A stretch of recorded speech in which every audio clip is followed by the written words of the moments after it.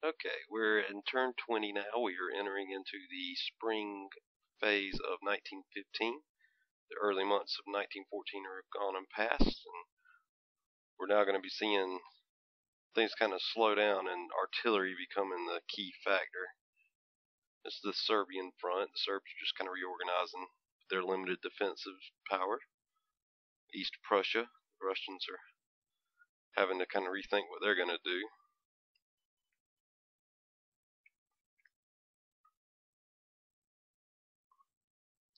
This is Russian Poland, where Krakow is now under control.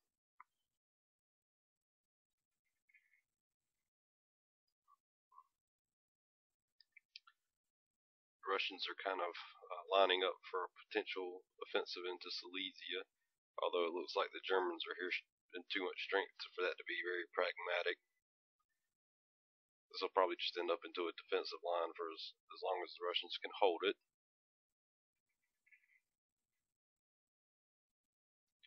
Some more real heavy fighting going on here in the passes, the Carpathians.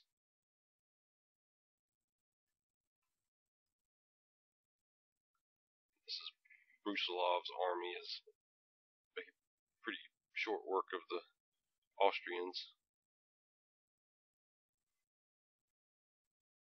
Brusilov has an 8 command rating. He's the only Russian that's above 5. So his forces are really the one gem in the whole Russian army.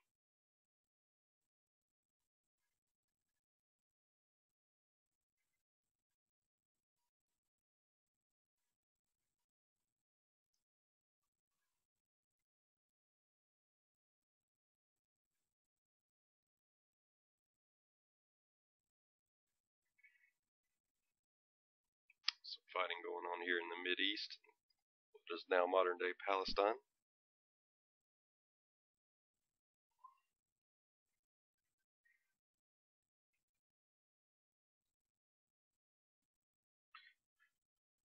British are just kind of lining up so that they can get their artillery in. They'll be in good position to start hammering away at the Turks.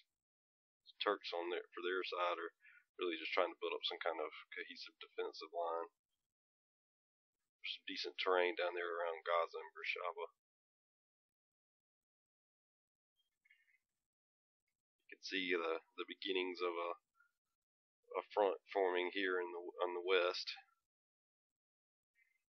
The French are in real good shape for having their troops lined up whenever heavy artillery hits.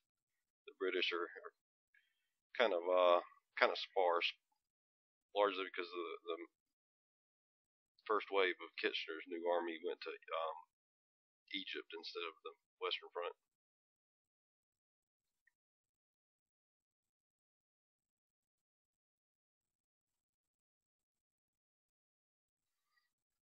There's always a lot of options with this game. The British could have come in force to Europe, which would have probably led for a much heavier offensive against Germany in 1915.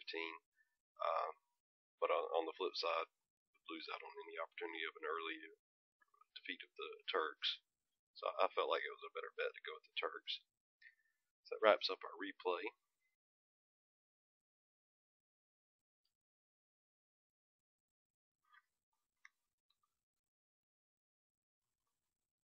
You see an Indian artillery unit was formed in Egypt.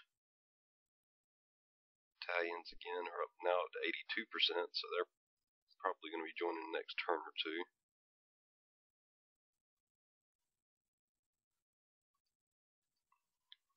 See, Central Powers are getting some units in here.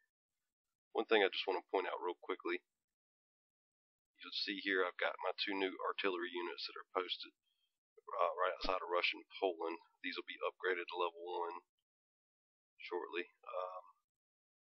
I put the Austrian artillery unit down here in Serbia along with the German artillery that I railed in.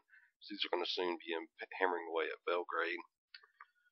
So basically we're going to have a joint offensive, which is going to be completely centered around where our artillery is located at. One thrust down towards Belgrade and the other through Russian Poland. When I get my next artillery unit as the Germans, I'm going to place it up here in East Prussia, and they're going to also be driving along to Kovno, Vilna, possibly even the minks, depending on how successful they are. We shall see how that unfolds over the next couple of months. All right. That wraps up today's update.